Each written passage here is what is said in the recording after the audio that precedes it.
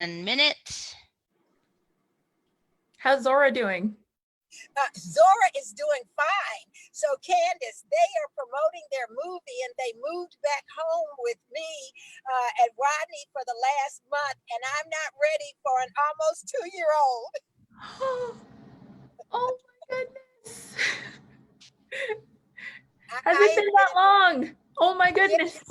I know, it hasn't been that long. You had a baby, and so. That's true. And mine just is going to turn 18 months tomorrow. Yes, they grow so fast. Okay, so we're about to get started. Okay. So 10 seconds. And I'm going to play the intro video. And then Deborah, you can go fill right on in, okay? Are you ready to admit everyone? Yes. Okay. Can you do that for me, Leah? Got it. Okay. Okay, so if you're hearing the usual voice in the sky, it's me, Heather Bowen, your communications chair for Tarrant County Democratic Party. I'm just going to give a few housekeeping and to let everybody know if you would please mute yourselves, as well as if you have any questions. There was a lot of questions that came in. We're hoping to be able to answer some of those. We won't get to all of the questions. Of course, you can always enter questions into the chat. If you're on the Facebook live stream, feel free to enter some questions in the comments. If we don't get to you, we'll make sure that we follow up and get some answers to your questions. We'll send it over to Candace's team. If you have any technical difficulties, please send an email to info@tarrantdemocrats.org.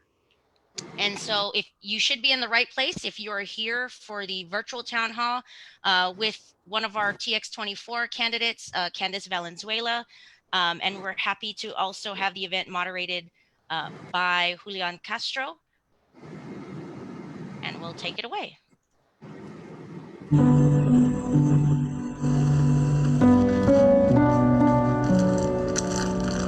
Hey, sweetheart, do you have your books for school?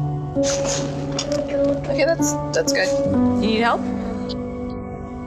I learned growing up that not all homes have four walls. Say a huge thank you to Heather. And I remember the kiddie pool I played in at our old house. The house we lost after my mom finished serving in the Army and couldn't pay the bills. That was a home. And there was the gas station, where I slept in that same kiddie pool the night we fled domestic abuse and had nowhere else to go. That was a home. Then there was the shelter we stayed at while Mom got back on her feet. But moving from place to place, one thing stayed the same. The classrooms where my teachers encouraged me. The lunchroom where I always had a meal. The support system that gave me structure. My school was a home too. And that's why I was able to get a full scholarship to college, become an educator, and eventually, I ran for school board here in Texas. Because those serving didn't understand the families who depend on their schools like I did. But our kids can't learn if their families can't afford a roof over their heads, food to eat, or the health care they need. Our congressman has been a politician since before I was homeless, sleeping in a kiddie pool outside a gas station. Kenny Marchant is listening to his donors, but back at home, we're not being heard. Look around, the places, the people, our values. This is our home, and it's changing fast. My name is Candace Valenzuela, and I'm running for Congress so that all of our children have a home to live, to learn, and soon, a house where they'll be heard.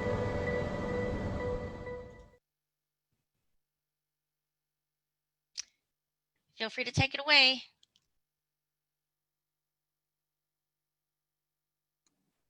all right, can y'all hear me? Yes, I can hear you. All right, there you go. Sorry about that. My mistake. I did not know. I didn't realize we were playing Candace's video. I apologize. I was telling somebody earlier today that I'm going to have to go back to Zoom training school.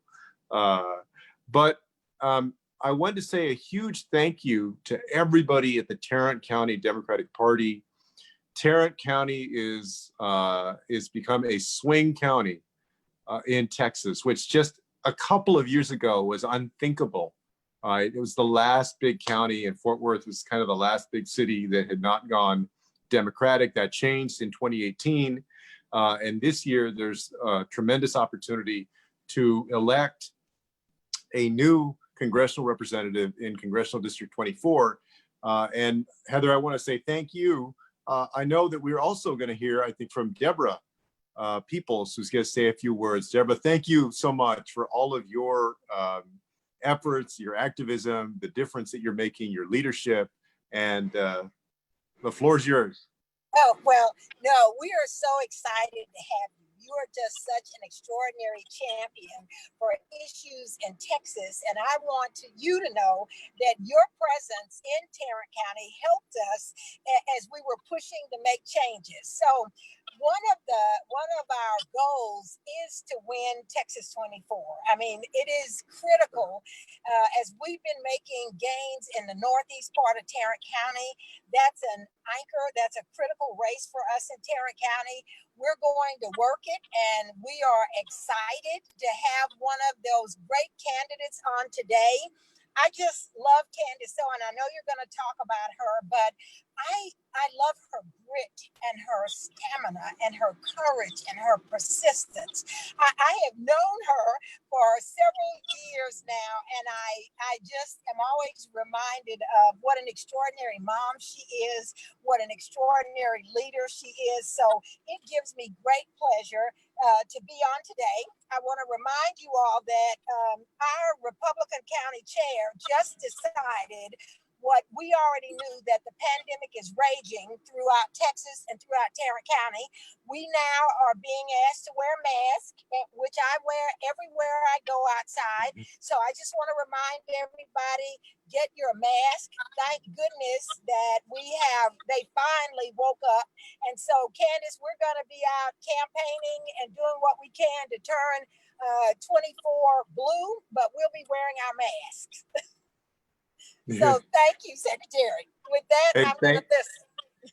Thank you, Deborah, again, for all of your leadership. Thank you for being a part of this and for reminding everybody as well about the difference in the approaches that we've taken during this episode of a public health emergency.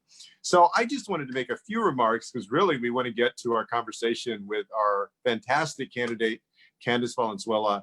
But just in terms of framing our conversation today, we all find ourselves in this year where everything has been turned upside down. We've lost 120,000 American lives to a global pandemic that we haven't seen the likes of in 100 years. 20 million people are still out of work, including many here in Texas, because of the deep recession that we're in following the coronavirus. We're grappling with societal unrest because of the legacy of inequality and discrimination that continues in our country, in our state, in our local communities, and all of those at every level. Folks in the public sector and the private sector are trying to figure out how we can move forward and try and heal. We're doing all of this without any kind of leadership, in fact, bad leadership in the Oval Office that has tried to divide Americans, that has been unable to try and bring us together and heal the country, that has had no effective plan for combating the coronavirus, has had no effective plan for addressing racial inequities, in fact, has made them worse, and has not successfully gotten people back to work in this country. We also have the opportunity in Texas's 24th congressional district to send somebody to Washington who is a daughter of the area, who has deep experience as a member of the Farmers Branch School District, who has a passion for public service, understands the concerns of families across the district and across the country because she's a mom herself, has demonstrated leadership on issues that touch to the very core of our aspirations, like education, like equality. would be trailblazing in her own right when she's elected. She's somebody that is young, that is dynamic, that is forward-looking, that is the right person for this moment. And I wanted to, thank Candace Valenzuela for stepping up and running. I'm proud to support her, and happy to be here today to have a conversation. But first, Candace, just wanted to thank you for the chance to chat today. Thank everybody for joining us, and just, turn it over to you to tell us a little bit about why you're running and your vision for the future. Secretary Castro, thank you so much. And thank you so much for being here. I also want to thank the Tarrant County Democrats for giving a platform to Texas 24, for Chairwoman Peoples, and all the work that you're doing is why we're talking about this being a swing area. So thank you so much. And thank you, Heather Wen, for organizing and putting these events together and helping the folks of Tarrant County be informed about the election. And we are facing very, very difficult times. As the Secretary said, 120,000 lives lost, and it's only June. And we need to push against the leadership. We need to replace much of the leadership that is completely indifferent to the plight of most Americans, that is completely indifferent to the plight of most Texans. And the only way we're going to see real progress on these issues is if we elect leaders that understand the problems that working families face firsthand, that act with the urgency that's necessary to solve them. And leaders like Secretary Castro that are unapologetic in their use of their platform to uplift the voices of those who have been hurt the most by the status quo. These are the leaders that need to be stepping up for 2020. Fixing what's wrong in Washington is not going to be easy. It's going to be hard. But all my life, I've overcome tough odds. I'm running for Congress because the opportunities that helped me go from living in a kiddie pool outside of an El Paso, Texaco, to the first in my family to go to college, to the first woman of color to serve on the Carrollton-Farmers Branch School Board, are under attack by this administration. And if we want change, if we want to know that families are going to be able to put food on the table, to keep a roof over their heads, to see their children, their grandchildren, their community succeed, to be able to walk out and know that they have health care and they have equal protection and equal justice under the law, we're going to need a new kind of candidate. We're going to need a new kind of leader. And in Texas 24, I'm her. And I have a unique perspective, but my story is the quintessential American story. My story is of families, again, trying to put food on the table, to keep a roof over their heads, to be able to get the success that comes with a promise of the American dream. As I said, things weren't always easy growing up. My mother, brother, and I were forced to flee in the night from an abusive situation, and we ended up homeless. We bounced around from place to place, homeless shelters, trailer parks, relatives' couches, and at one point, right outside that gas station. But we were able to overcome this challenge through a couple of key programs put in place by thoughtful leaders. We got housing through HUD. We got food stamps.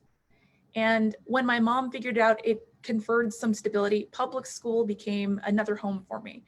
So even as I was bouncing around from place to place, she tried to keep me bouncing in that same cohort of schools. And I think that's how I became the first in my family to go to college.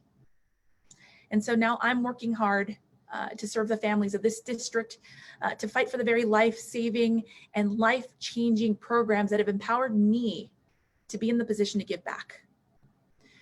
After college, I worked in education. And when I moved home to Texas to start my family, I started looking at the school districts in the area. And what I noticed was they were about 20 years behind They weren't representing the people that were living in the district at the time. It was a majority person of color school district. It was a majority at-risk youth district. And quite frankly, most of the board had not experienced being a person of color. Most of the people on the board had not experienced having the income instability, the food scarcity, and depending on public school for a multitude of services. So I put my name down and I ran. And I was told I couldn't do it. I was told the incumbent was too powerful. I wouldn't be able to raise the money. I didn't have the appropriate profile for an elected official, whatever that means. But through hard work, I was able to beat an 18-year incumbent with the backing of the Republican establishment and become the first Black woman and the first Latina on the Carrollton-Farmers Branch School Board. And when I got there, we expanded free lunch. We got rid of reduced lunch. We created universal free breakfast. A lot of schools are now even sending dinner home with students. We were able to give pay raises, not just to our teachers, but also to our janitorial staff, to our food service members, all of the people who take care of our kids that need to be able to afford to live in our communities. We were able to give technology to our preschoolers all the way up to 12th grade so that they could go home and study, not knowing at the time that having one-to-one technology in the district would be critical during COVID-19. And many students who had access to Wi-Fi weren't missing instruction. They were still connected with their teachers. And even now, they're still connected with the district, getting additional support. They're still getting notifications on their iPads. I know this because I have a 4-year-old who is enrolled at McCamey's kindergarten. And we know when lunch is being served for our students for the week. But despite being able to do all of these great things with the help of the community, we still couldn't keep kids in their seats. And that's because the cost of living is far outpacing wages, is far outpacing salaries. There are kids in my district that are bouncing around from place to place a lot more frequently than I did. I think at my worst, I think the first grade, I was at 2 different elementary schools. Some of these kids are at 3 or 4 locations, and they're lucky if that schooling is continuous. Sometimes, they might be in someone's car or, with mom at home or with dad or trying to figure out the situation. And as they lose minutes of instruction, they become a lot less likely to be successful. As they lose those minutes of instruction, we as a community become less likely to be successful. And that's why I'm running for Congress.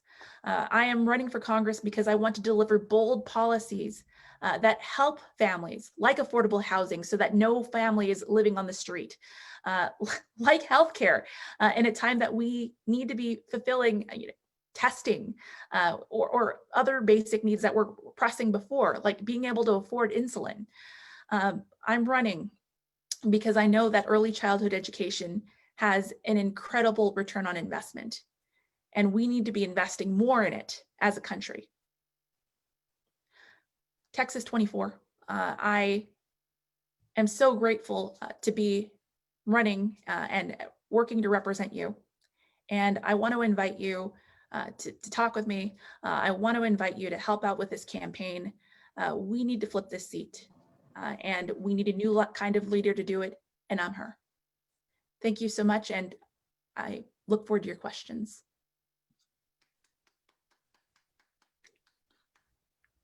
All right, thank you very much, Candace. Those are wonderful opening remarks.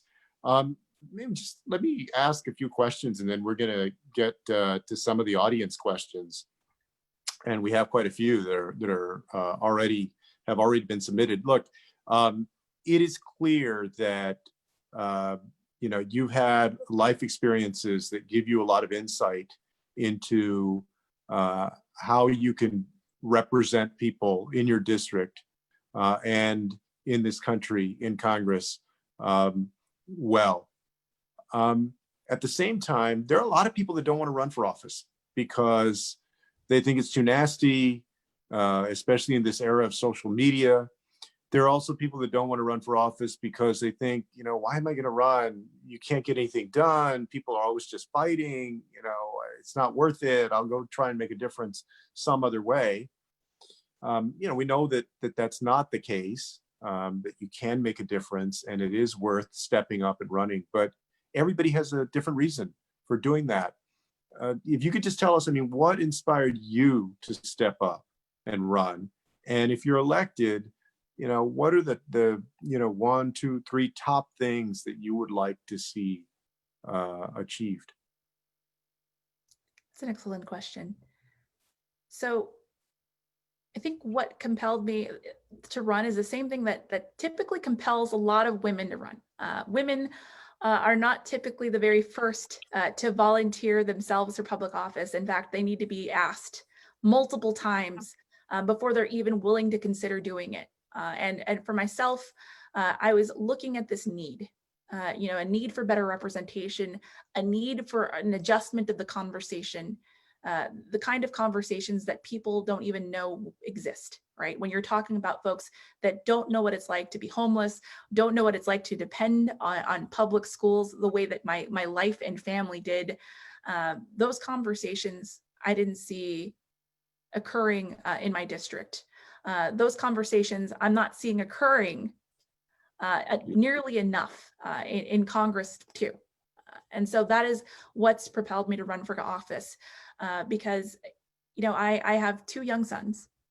I have a 1-year-old and a 4-year-old.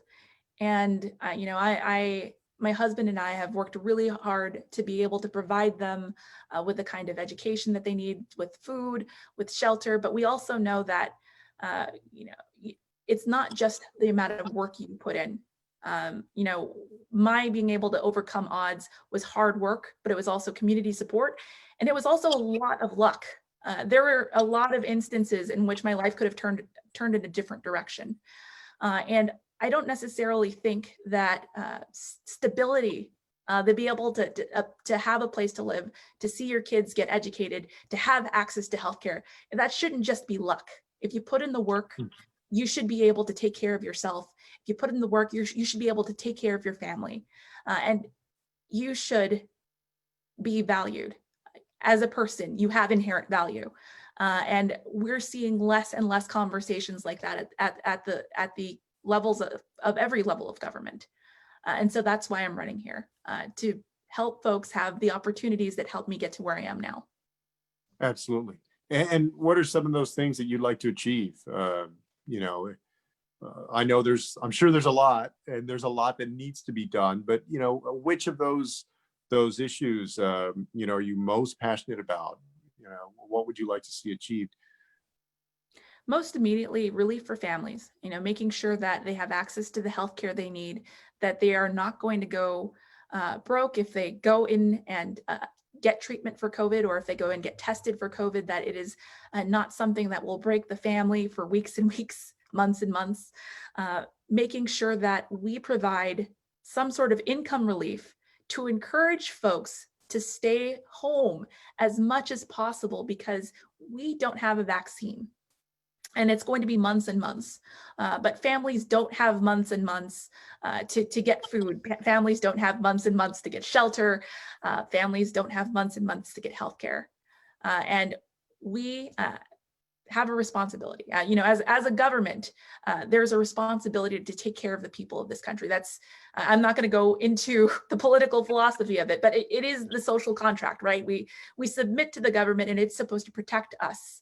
And this is a situation in which that protection is very necessary. So prioritizing that is going to be first and foremost on my mind going into office, because unfortunately in January of 2021, this is still going to be an issue. Beyond that, I want to make sure that we are emphasizing the investment in early childhood education, early childhood childcare, because of the fact that for every dollar you put in to early childhood education, you get 7 or 8 back for the community. Sure. Building up little minds early just pays so many dividends for our communities, for our families, for our economies. And we have way too much inequity when it comes to our littlest Americans. And so making sure that we are investing in programs like those, making sure that we're investing in our title funding for our schools, and making sure that those protections that were there during the Obama administration that have evaporated during the Trump administration for our students of color, for our LGBTQ students, those protections have to be codified in law. And finally, just campaign finance reform. We need to be able to take away control of the government from corporate PACs and hand it back to the people of this country.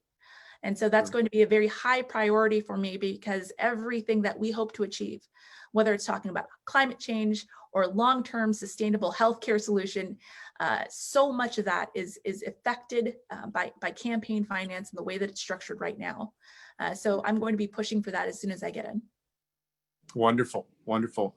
Let me also ask you, look, of course, the current Congressman, Kenny Marchant, has announced that he's not seeking re-election. He's not running again. But one of the things many people believe about his representation is that he hasn't really set foot in Tarrant County and hasn't been engaged in a lot of his district, that in many ways he's been an absentee congressman.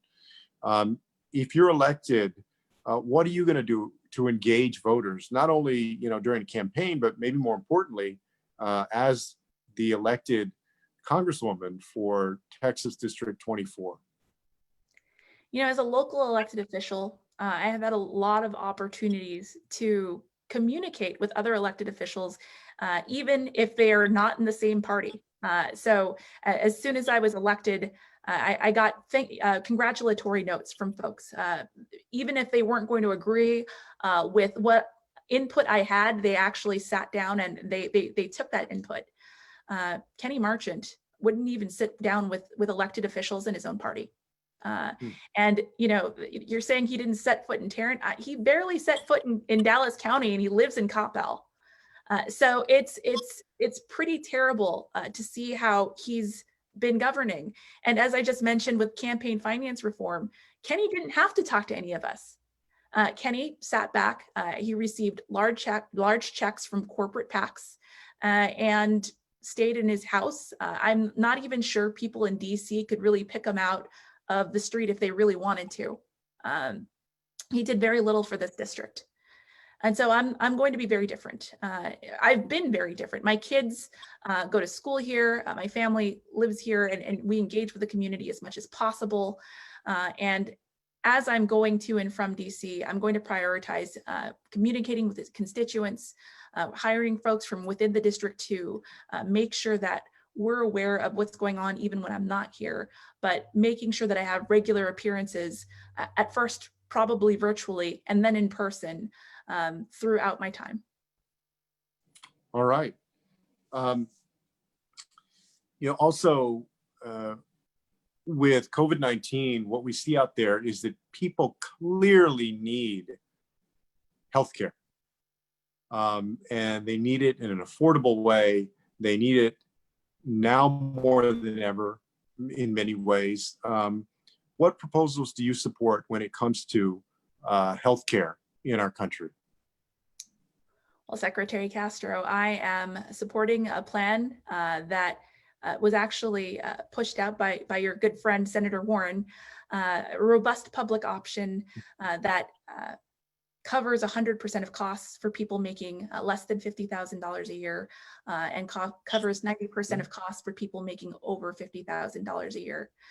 It is egregious that we have babies born in this country without access to health insurance. But we should be prioritizing, as I've heard you say numerous times, not health insurance, but healthcare. And I'm going to be pushing for that healthcare when I'm in Congress. I'm glad to hear that. I'm glad to hear that. We see out there people need it right now, not only because of this pandemic, but for so many other, afflictions. And the ACA has been so important in terms of people with pre-existing conditions being able to get the healthcare they need, young people who are able to stay on their parents' insurance. At the same time, we need to go beyond that build on that and ensure that no matter who you are, that you can get good health care in this country. Let me ask you also, there's obviously it'd be a Republican candidate in this race. This has been a Republican-held seat, but we believe that it's possible to actually flip this, to turn it blue. For voters, you know, all voters, but especially the voters that are out there that, and I think there are a lot of them, during the Trump era especially, in districts like Congressional District 24, they're turning away from Trump and the Republicans. They're saying, you know, I don't think this represents who I am, who my family is, what I want to be associated with. But that doesn't mean that they're always sold on Democrats. What, for those voters, I mean, what would you say separates you from the Republican candidate? Beth Van, is it Dune? Maybe you can help me out with the pronunciation. Dine. Yeah. Beth Van Dine. Well, for the vast I mean, what are the biggest things that separate you from Beth Van Dine? For the vast majority of the people of Texas 24, if they know anything about her, they know that her experience doesn't resonate well with theirs. She doesn't really have a lot of love for communities or people that don't look like her. Her claim to fame, well, a couple of them, she's called herself a conservative squad member because if you're evil, why be original? She was the very first mayor in the country to endorse Donald Trump. And she encouraged keeping a young boy in police custody for bringing a clock he'd built to school, of course, while being Muslim. The clock boy incident is a black eye on the state of Texas and specifically Irving and Texas 24. And Beth was responsible for that. And for folks who are not okay with caging children, for folks who believe in governance that prioritizes investing in families, investing in compassion, investing in infrastructure without hatred, they're not going to want to vote for Beth. But it's not just about being the anti-Trump. It's not just about being the anti-Beth.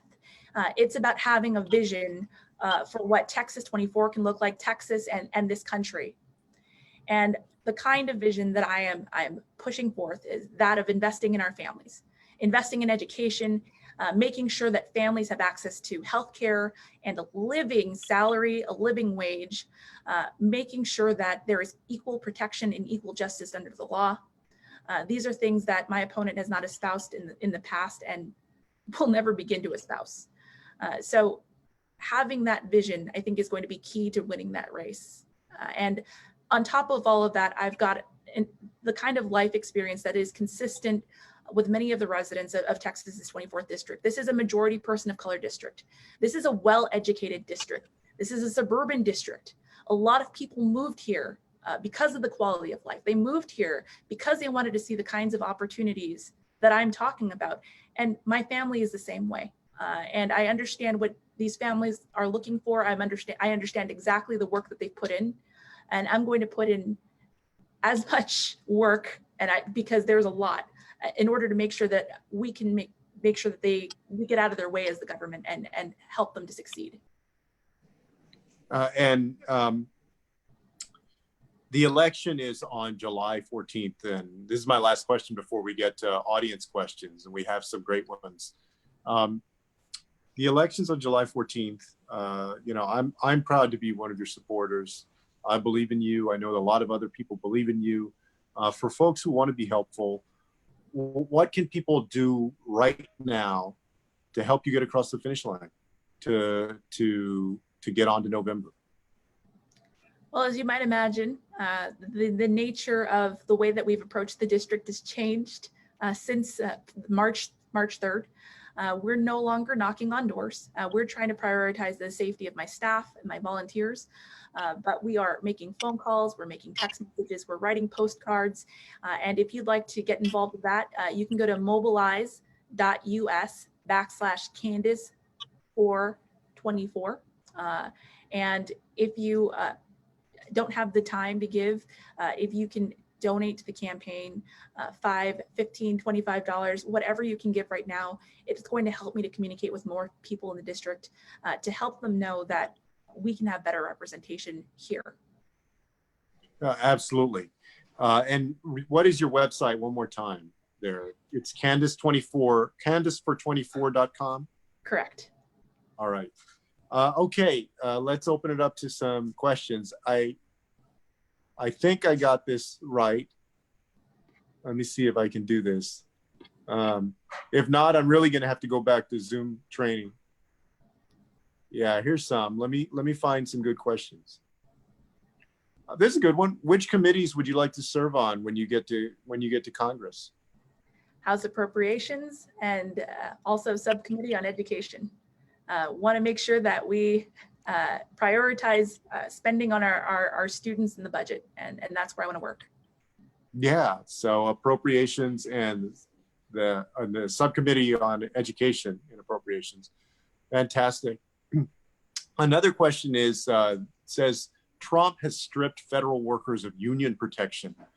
What would you do to help provide worker protections for workers?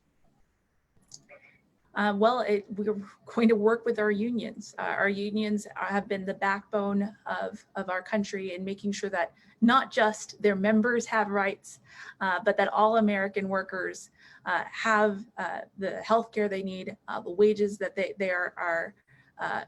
earned, and making sure that we adhere to certain industry standards. So making sure that I work with those unions to better codify into law, again, those protections that the Trump administration has so wantonly thrown out the door. Terrific. You know, there is a primary, and we have Democrats that, you know, in the district that are making a decision about who they're going to support. One of the questions is, you know, what differs you most from your runoff opponent? For those who are making that decision, you know, what would you say? I would say that I've been elected to serve in this community. I'm the only one in this race who's been elected to serve within Texas's 24th district. I work in this community. I love in this community. I'm still raising my 2 young sons in this community. Mm-hmm. And not only have I worked to get myself into office in order to serve on the school board, but I pushed to get other folks into office in the area too, because we need a holistic approach to democratic politics, to representative politics, to making sure that we have folks that prioritize our families. You know, I worked hard to get Chris Lopez as our Justice of the Peace here in my area, which doesn't sound like it's a big deal, but it's a huge deal to people who come before him. He's fair. It's a huge deal for my kids in Carrollton-Farmers Branch School District because he's seeing their truancy cases. And for somebody who is aware of the school to prison pipeline and how critical it is that we steer kids in the right direction instead of into incarceration. It's been amazing to have him there. I pushed hard for Julie Johnson, who's been a rock star in the Texas Ledge, who's been fighting for civil rights, who's been fighting for our healthcare. This is an all hands on deck affair. We can't defeat Trump and Trumpism by just working within our silos. We need to be working within the community. And I've been doing that for years. And my experience, not just my elected experience, but my lived experience, you know, again, working to put food on the table, to keep a roof over my head, crossing the T's and dotting the I's and getting the education, and still knowing that I needed to work 3 jobs in order to pay for my health care so that I could function and go to work is not a way to live in this country. And that experience is something that I will be carrying with me to the halls of Congress. Wonderful. You know, another question that comes from the audience is about the Muslim community in Congressional District 24 and you know, across the United States. Somebody comments that many Muslim Americans you know, feel anxiety about the prospect of Beth Van Dyne being elected the next congresswoman for this district. What would you say to Muslim Americans in the district and to other members of groups who may have felt targeted either by Beth Van Dyne over the years, or basically by that ideology that she represents? What kind of congresswoman are you going to be for them? I've had the opportunity to have a lot of conversations with the Muslim community of Texas's 24th district, and that anxiety is real. It's palpable, and it's not unfounded. Beth has made it a point to score political points by hurting the Muslim community in Texas's 24th district. And my work here is going to be to champion everyone in Texas 24, especially the Muslim community, as they are working through the xenophobia, as they are working through the attacks. I've been building broad coalitions because we can't do this work in a silo. In order to best represent the Muslim community and every other community in Texas's 24th district. And when I go off to Congress, I'm not going to forget who put me there. Terrific. Over the last 3 or 4 weeks, we have seen people out in the streets protesting, exclaiming that Black Lives Matter, that we need to end racism in our country. We need to get serious about the hard work that it's going to take to address the inequities that still dog us as a nation. Could you talk a little bit about your views on how we can address healing our nation, and also concrete steps on things like policing that have been the subject of a lot of discussion, and if you're elected to Congress, would be something that you're actually able to legislate on? Today, they're taking up the Justice in Policing, the George Floyd Justice in Policing Act on the floor of the House. Talk to us a little bit about your views on that. We have a lot of healing to do as a country, and if you know anything about trauma, even if it's trauma that's passed down generationally, it's not something that heals on its own, and it's not something that heals overnight. And that's what we're seeing as a country.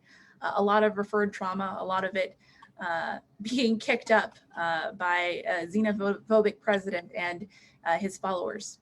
And specifically, when we're talking about policing, I'm going to support concrete steps to end cash bail, to encourage the reduction of racial profiling, and in fact, the elimination of racial profiling, by encouraging police forces to hire folks from within their communities, to make sure that there's culturally competent training. We also need to work toward pushing our community toward a more open model of really engaging the problems in the community and real solutions for solving them. The times that we need more social workers. There are times we need more school. There are times that we need better healthcare.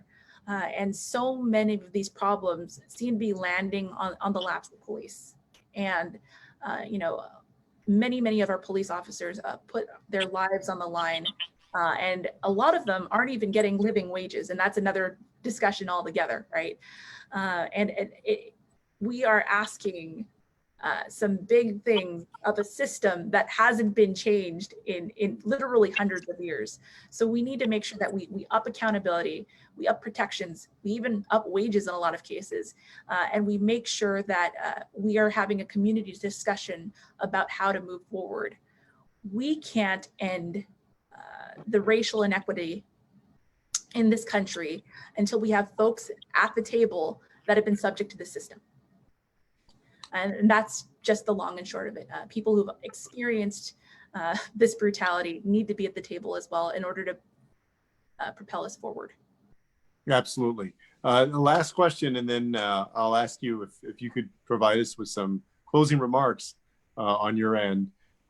Somebody asked, in light of the decision that was just handed down by the Supreme Court on DACA, that has given a temporary reprieve, at least, to the more than 700,000 dreamers out there.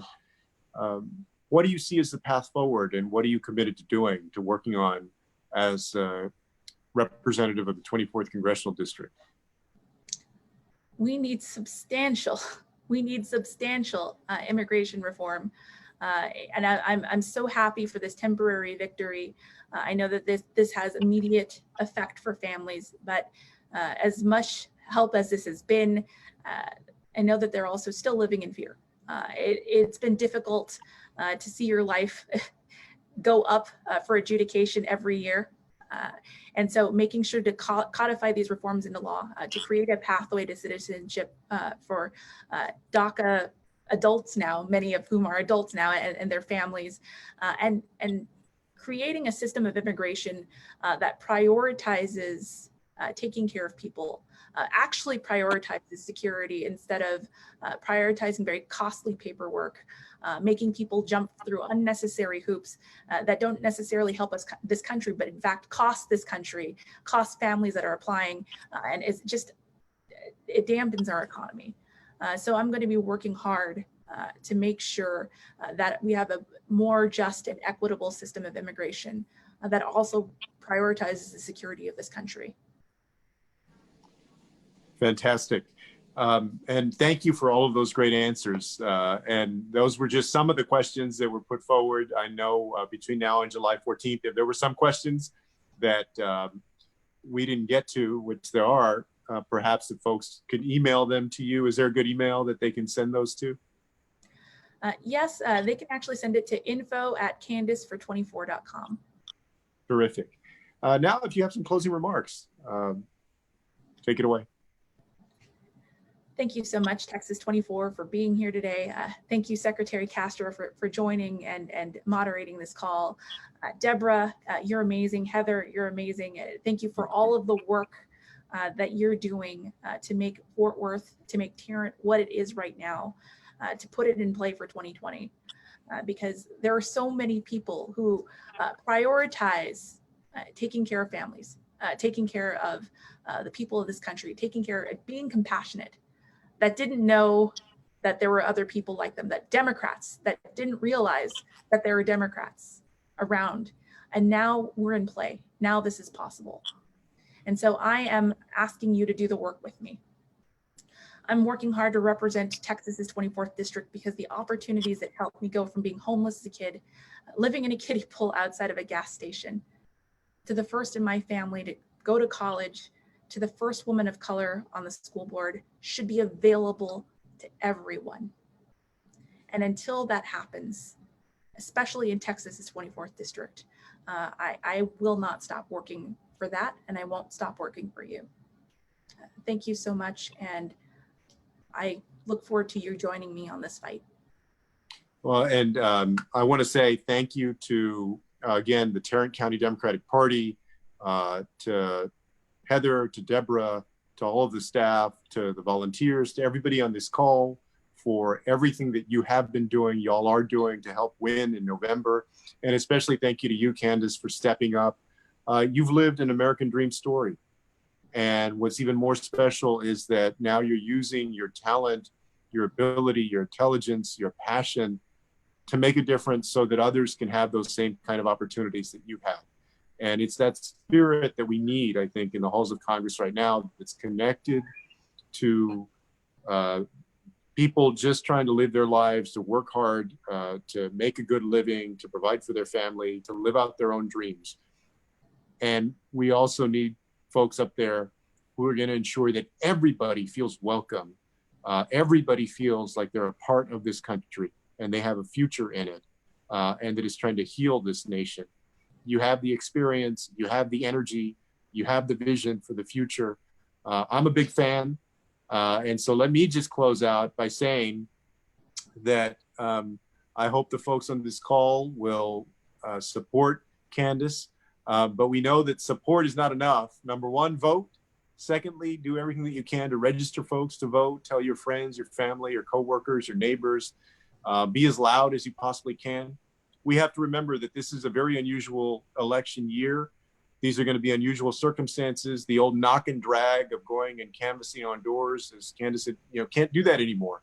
That means that all of this digital work, is virtual town halls, everything else, the outreach that you do on social media and through email, phone calls, that is more important than ever before.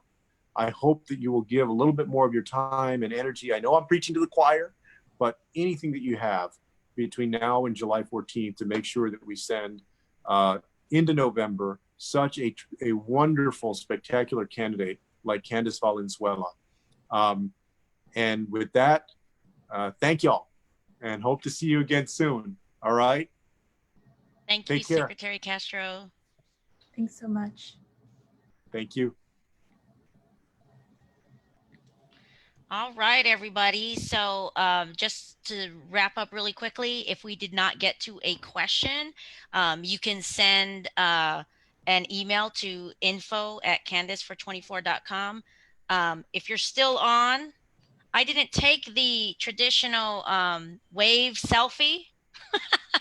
I forgot to do that. So if y'all that are still on, if you can turn on your video, and then I see you, Michael Schwartz, on there. If you can turn on your video and put up your hand to wave, I'm going to take a picture of my screen. Okay, so on 3. 1, 2, 3. Awesome. I know there's a bunch of you on the call, and those of you that are on Facebook Live, I appreciate your time and energy, and I'm very glad that you were able to join us, Candace. We actually had this live streaming on our Facebook page, which is at Tarrant Democratic Party. So facebook.com/Tarrant Democratic Party. If you want to see the recording, we will have it available in our videos. So just go to Tarrant Democratic Party /videos, and you can get this recording. Anyways, I will be signing off, everyone. Have a wonderful evening and get out there and vote beginning June 29th. Thank you very much, everyone. Bye-bye. Heather. Thanks, Candace. Thanks, Leah. Thank you, Heather.